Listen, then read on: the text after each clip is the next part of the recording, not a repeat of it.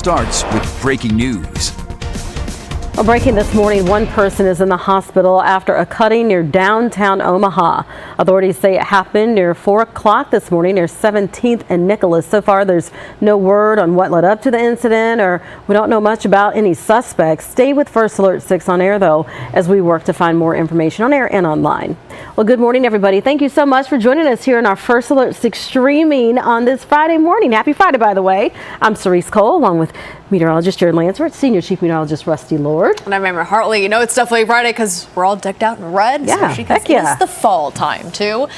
But it doesn't feel much like the fall, especially for the weekend. It's going to be hot. Yeah, I got close to 90 yesterday, as expected, a little short. But now these next couple days is well into the 90s and actually trended up on a couple of days. So let's show you what the latest forecast looks like here as we have some high clouds moving through. Got a colorful sunrise here as we start off the day. Still some hints of wildfire smoke in the upper levels of the atmosphere, but shouldn't be anything that impacts your day today. Down to 71 now. That's the coolest we've been at any point this morning. South-southeast wind about 11 miles per hour. There are some small rain chances today before 4 o'clock, and we've already had a little bit show up on the radar to the west, and then that has been drifting northeast. Developed a little bit more around West Point, and you can see just very hit and miss with this.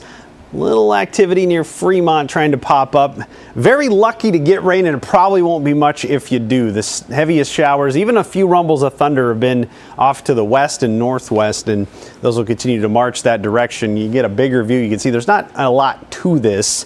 It's not a large system moving in or anything like that.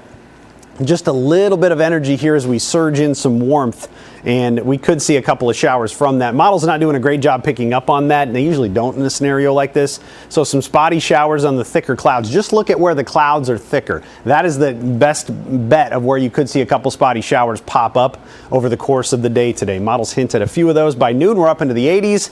By 3 o'clock, we should be right around 90 degrees, and then the cloud cover likely determines can we get those last couple degrees, that 91, 92 degree afternoon high. As you see, spotty showers should be out of the area by 4 or 5 o'clock off towards the east, and then we see a pretty quiet evening, but a warm one for Friday Night Fever tonight with games around 7 o'clock. Right around 90 degrees to start, and then cooling through the 80s during those games. So it's going to be a warm evening at all the area high school football stadiums for this mid-September Friday evening. So by 7 o'clock, we're right around 70 degrees tomorrow morning, and that sets the stage for likely our hottest day. And unfortunately, that lines up when 100,000 people are going to try to head to Lincoln. 11 o'clock kick, we're low 80s to start. And let me tell you, I've been in Memorial Stadium when it's in the 80s. That is hot. And with all the concrete around, now we're going to warm up into the low 90s by the end of the game. Breezy, hot, and a little humid. Thank goodness we'll have a little wind. Southwest wind up to about 30 miles per hour at times. Keeps the air moving a little bit. Heat index forecast for Saturday in the metro. Again, that game is played before we reach peak heating, so the high usually happens around 4 or 5 o'clock, and that game should be done by 2 or 3. But you can see, heat index could get close to 100 on Saturday. Then we go 91 on Sunday with some storms possible after 2 o'clock. So we're trying to narrow down the time frame of that a little bit more so you can plan around your Sunday. How concerned should we be about those storms? Any chance of any severe weather with it? Possible 1 or 2 storms could strengthen a little bit. I think right now the biggest threat's probably just downpours and some lightning with anything outdoors, but the latest severe weather risk map shows a 1 out of 5. I wouldn't be surprised if there's even something a little farther southeast than what you see here. But overall, after 2 o'clock, we'll watch out for a couple of storms with wind and hail. I'm not expecting a widespread severe weather outbreak. But overall, it doesn't really take the humidity out of the air either. We're going to stay muggy through the weekend and through a good chunk of next week, even when we try to cool down a little bit. And cool's kind of a relative term. From the 90s over the next several days, we did bump Sunday to 91, Monday up to 90 for the high, 88 on Tuesday, and then when it does cool down later next week, we're still near 80, but those numbers are, a little bit above average. We're looking at numbers that probably should be in the upper 70s by then, so still a lot of 80s there, a lot of summer trying to hang on. All right, let's switch over now to traffic. Jared's been keeping a close eye on I-80. Yeah, we had a crash earlier. This is right around 60th, and it was never blocking the traffic lanes. It's been on the shoulder, it's been on the ramp, and the vehicles are still there, but all emergency crews have left. So you would think, okay, we're all in good shape. Right, no, we're not. Not really. We're still looking at delays. So let's take a look at the latest with this and how things are being impacted as you try to make your way through this busy stretch of roadway. And you can see here that we have some delays in the lead up to this. The ramp is quite slow at this point. So this is the area we're talking about. This is westbound, I-80, right near 60th. And here's the view on the NDOT camera here. Now we have cleared the right shoulder on the interstate itself, and that may be why we're seeing some improvement starting to show up on the interstate.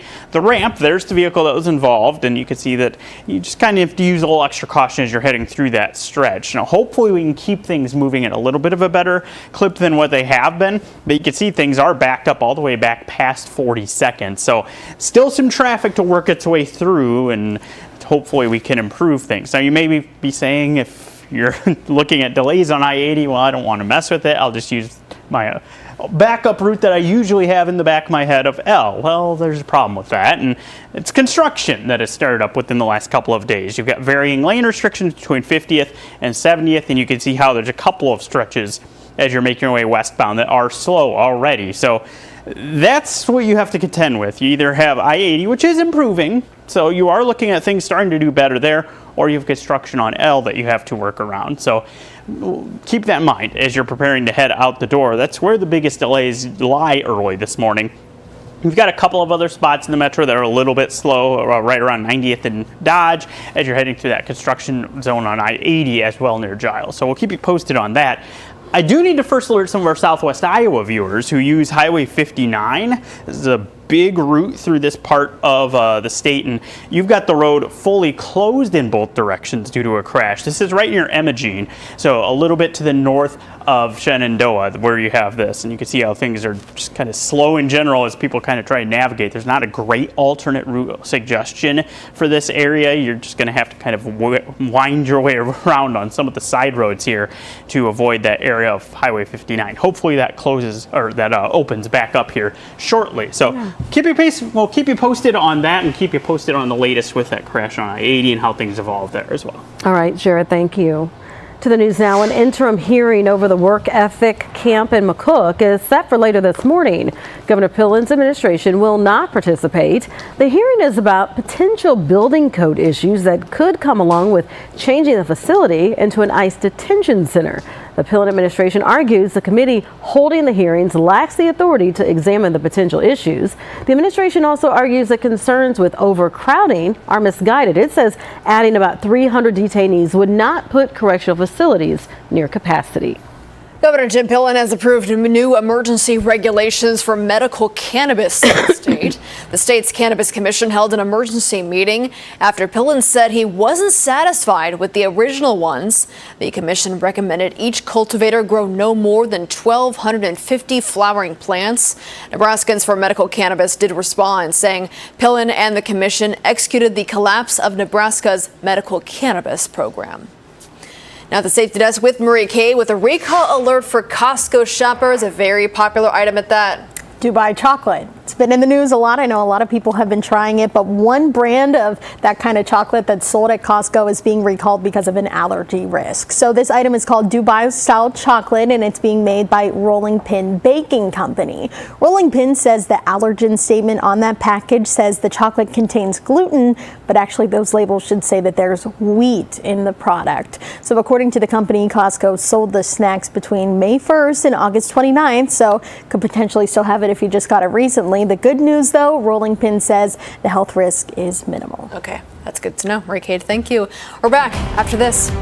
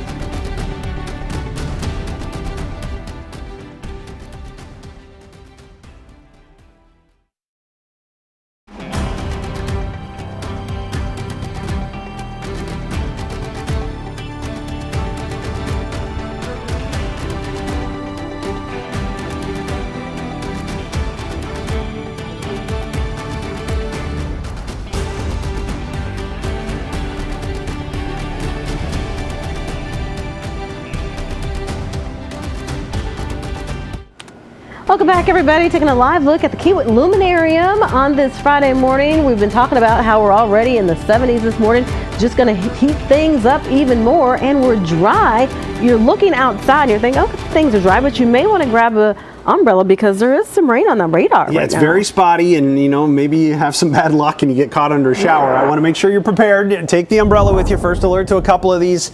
They've mostly been to the west and northwest of the metro. Now you got one west of Tacoma, and then over here by Scribner, lifting to the northeast. So they're going to be out of our area pretty quickly, but if we pause the radar here, you can see where these are in close to the metro, and you'll notice for the most part, not much happening around the city. So we'll watch to see if a new one can develop.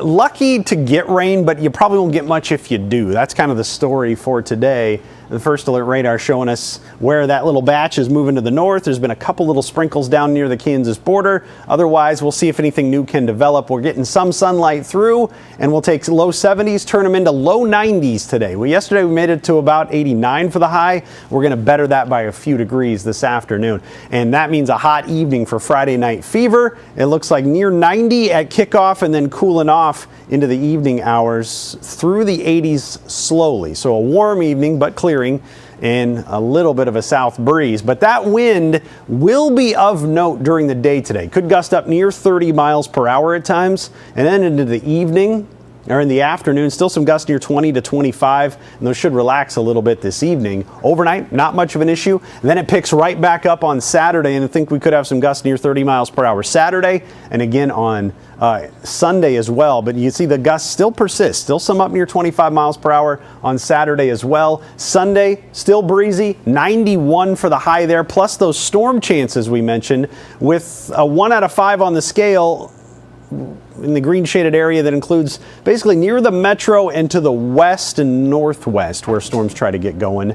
Overall, the rainfall potential, best odds are probably in areas to the west as we get started with this, and that's over the next 5 days where you could get some half-inch totals that try to show up underneath some of the stronger storms. But let me show you how this looks here on models, because you can see by lunch most of the rain, if there's any out there, would be to the west. We march through this slowly, and you can see by 2, 3 o'clock, some spotty storms firing up on the Nebraska side. Those try to move east, struggle a little bit, but I think we can get some of those moving on through. And then by 7, there might be a little more of a line trying to organize and march to the southeast. So it could be a couple isolated ones in the evening, maybe something a little more organized for isolated ones in the afternoon, something a little more organized for the evening. Wind and hail would be the main threat from these. I don't foresee any widespread severe weather outbreak from these, but it is something that we'll keep an eye on. Right around 90 degrees just beyond that too for Monday and Tuesday. So we're looking at a very hot stretch of weather here for the next 5 days. All right. Kind of the best thing about the 10-day forecast is it can really allow people to plan out the next 10 days and what to expect. That next Husker game also now showing up on the 10-day. Yeah, that's a big one too. There's going to be a lot of people heading to that one, even if you don't have tickets, because that's Michigan versus Nebraska, and obviously that's going to garner a lot of attention. Could be even a ranked matchup by then, but you'll notice it's cooler, but still up near 80 for a high, and 80s in Memorial Stadium still get pretty warm. That's a 2:30 kick for that one. So keep an eye on that as well. We'll see where temperatures trend as we get a little closer. Maybe there could be a little surge of warmth on one of those days. We'll see how it goes. But a lot of 80s and 90s. Most of the 90s so far, though, probably here in the first half of the 10-day. Okay, we'll eventually cool off. That's fine. At some point, fall will be here before you know it. It sure will. Definitely not right now. It said hi and then it left. Really, it's like, see you soon. Enjoy that 2 weeks. We're gone. All right, let's turn to traffic now. There is a new crash on I-80. Yeah, we were talking about how the other area looked like it was improving. Well, we've got a different spot to watch on I-80 westbound, and it is as you are making your way toward 42nd. And looks like the Nebraska DOT is scanning over to where that crash is right now, and there you could see that we have ongoing on the shoulder now. They're on westbound I-80. We'll wait for the shot to get into focus here, hopefully.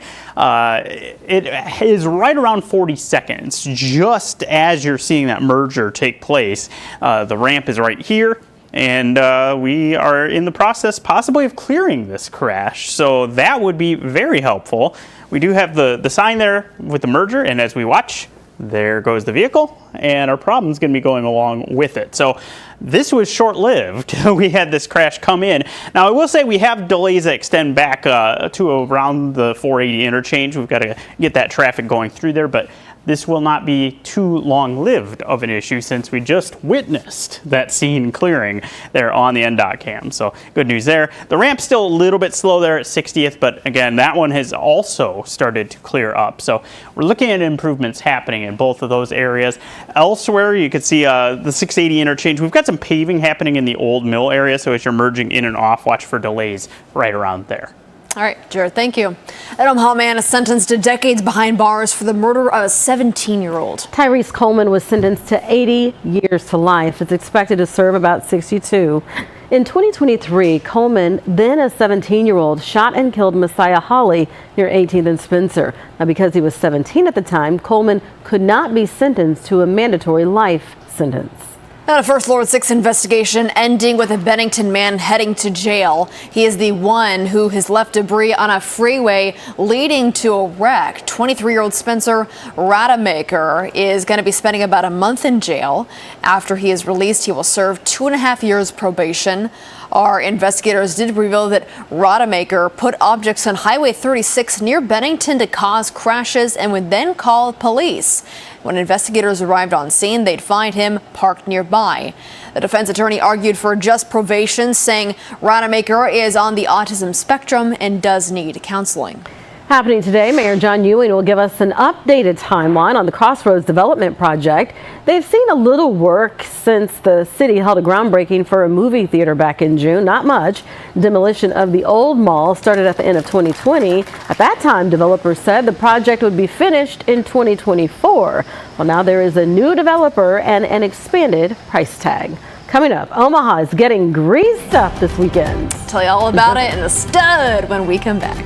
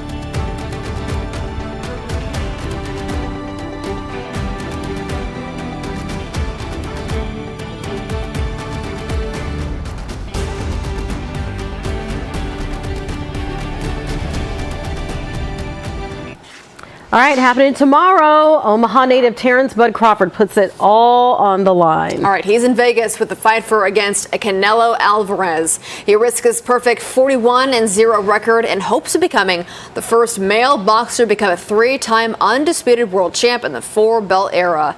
Main Guard starts at 8 o'clock tomorrow only on Netflix. Why do they have to be so close? I'm nervous about this one. You mentioned this is the first time he hasn't been it might be. He hasn't been the betting favorite. I mean, I wake up at 2 o'clock for a living. This is going to be like 11 o'clock at night. Yeah. There's no chance I'm going to be awake for this. I'm staying up for this. I'm resting All right. up. I think I'm going to stay up for it. I'm going to try. We've been hyping it up for so long. Oh my now. gosh, this you is gotta the watch it one. live. This is classic fall asleep on the couch, wake up and go, what happened?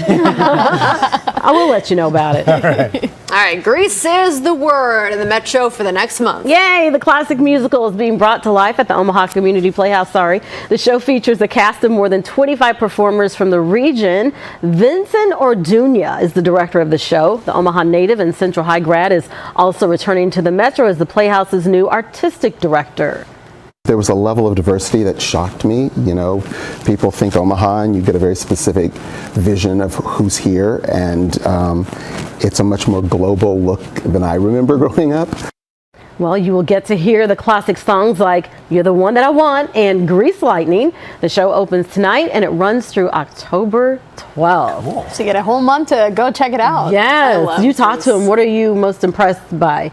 I think what he said, that the cast is really diverse. I mean, when you think back to the original movie and everything, maybe you think the high schoolers looked one specific way, but taking a look at those pictures, I mean, it's representative of Omaha and the community that we live in now. So I think the shows there they do are always so great because these are regular people. They have regular jobs, and then they're just going out and doing what they love. So Grease it's really great. is one of my favorites. What about you guys? Oh, yeah. Yeah. Good music. Yeah. Now we'll be seeing it for the rest of the day. All right, thanks for joining us. We're going to get ready for our update into today's show. You can watch it here over the air or on streaming. All right, have a great start to your weekend.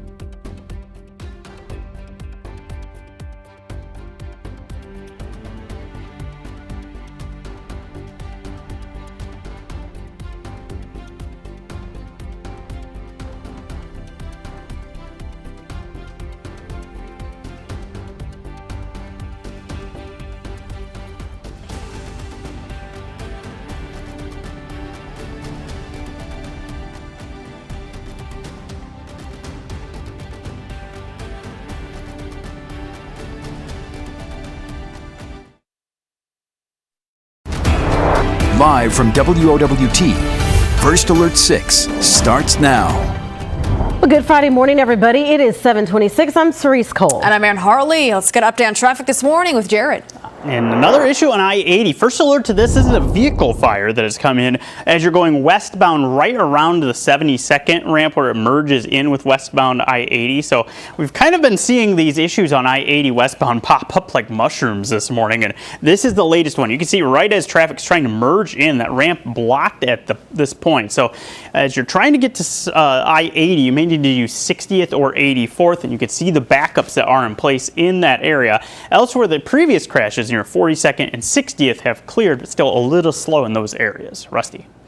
Coming into a busy morning there. We do have a couple of thunder showers on the map to the northwest of the metro. Not too much to worry about with these, but they are passing through with some thicker clouds. So occasionally these thicker clouds could kick out a shower. Most of these are about to exit north and out of our viewing area, but now north of Tekamah up towards Ottawa and the West Point area. Shower chances, albeit small, still prevalent through about 4 o'clock. And then I think by the evening hours, we can shut these off and have a pretty good evening for high school football. But overall, it's going to be warm and breezy today. Gusts easily up near 30 miles per hour this morning. Could still hit 20 to 25 this afternoon. And then later on tonight, they do back off. The muggy meter, it's up here in the muggy range. That will not change over the course of the day today. And after starting off in the 70s, we'll climb to about 92 for the high today. So it's hot, it's humid, more 90s on the way for the weekend. Cerise? All right, the breaking news, one person in the hospital after a cutting near downtown. Authorities say this all happened just after 4 this morning near 17th and Nicholas. So far, no word about what caused this to happen or details about a suspect. But stay with us on air and online as we work to learn more. All right, everybody, it is 7:28. We're back with another update for you in 25 minutes. We'll see you then.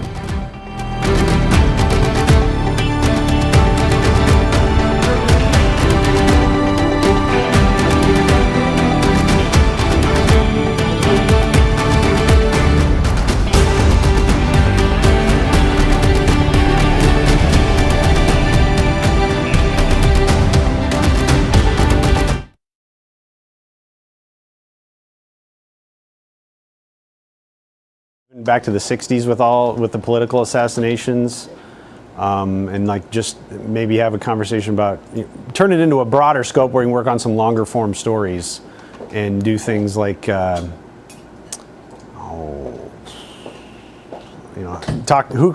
can we talk to about, cooling the political climate and stuff like that. It was crazy on Wednesday. I took a nap, and then I woke up and I saw Ryan's text he was like, Charlie Kirk got shot. What? And then I was like waking up and like was prepping to take Rudy out,